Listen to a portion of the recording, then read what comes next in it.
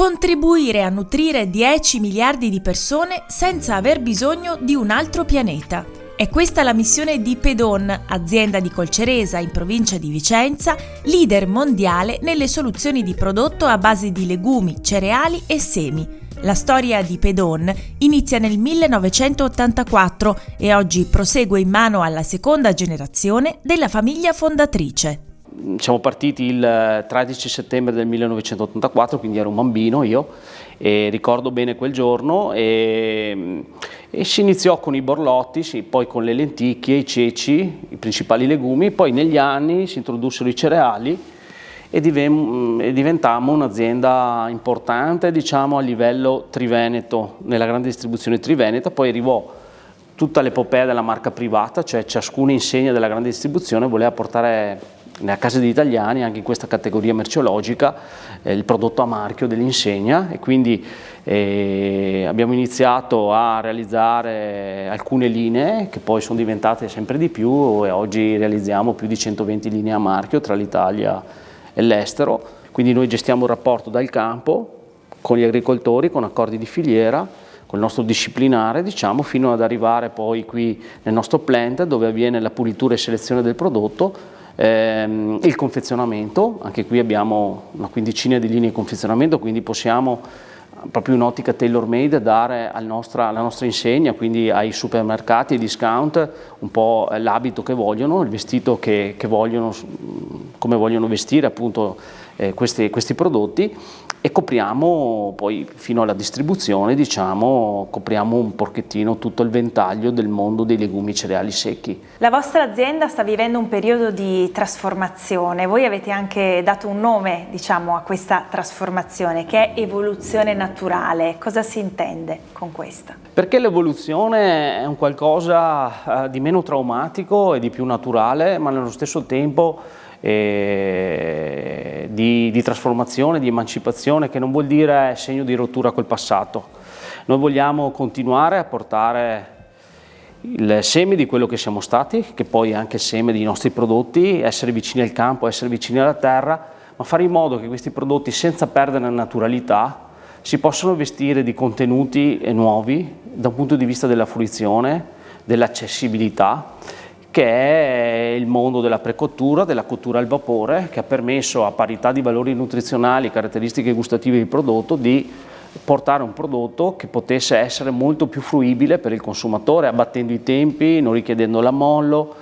e sempre nel solco della naturalità e dell'importanza che hanno per noi i legumi e i cereali, in particolare i legumi, perché uno dei motivi per i quali anche siamo partiti a fare questo mestiere è che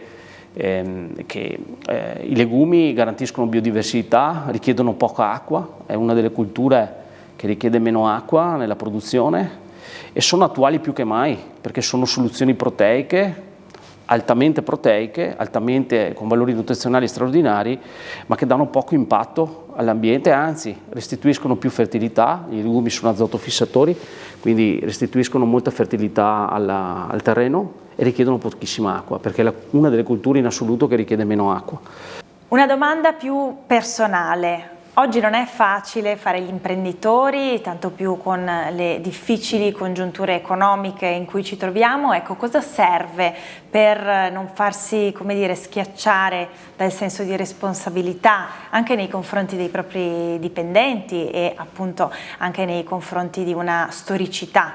aziendale che bisogna portare avanti? L'entusiasmo, perché se non c'è l'entusiasmo difficilmente puoi trovare energie sufficienti per superare i momenti difficili che ci sono, come nel percorso della vita. Anche la vita professionale è fatta di questo, e quando sei imprenditore ti trovi di fronte a delle scelte che devi fare, devi avere il coraggio di fare, devi essere anche lucido. Se vivi male il tuo ruolo e vivi come un qualcosa di naturale, qualcosa di forzato, e non hai quell'entusiasmo, è chiaro che diventa tutto difficile. L'entusiasmo aiuta tantissimo, a questo penso vada abbinata una forte tenacia, e sempre più, specialmente negli ultimi anni, vedo che uno degli aspetti più importanti è quello di farsi amici dell'imprevedibile, essere molto flessibili, in qualche modo non vedere il cambio di mercati, i cambi di rotta come un qualcosa, come forti minacce, come qualcosa che ti opprime. Non perdere di vista il proprio sogno, l'entusiasmo e riuscire ad essere molto flessibili su quello che è il percorso e gli ostacoli che incontri, perché gli ostacoli chiaramente ci sono, però li puoi superare bene secondo me se hai queste doti. Ci si lamenta perché mancano delle competenze manca anche chi vuol fare l'imprenditore, perché fare l'imprenditore è comunque un mestiere difficile che ti mette molto in gioco e questo va un po' oltre il tema del passaggio generazionale. Grazie, Loris Pedon.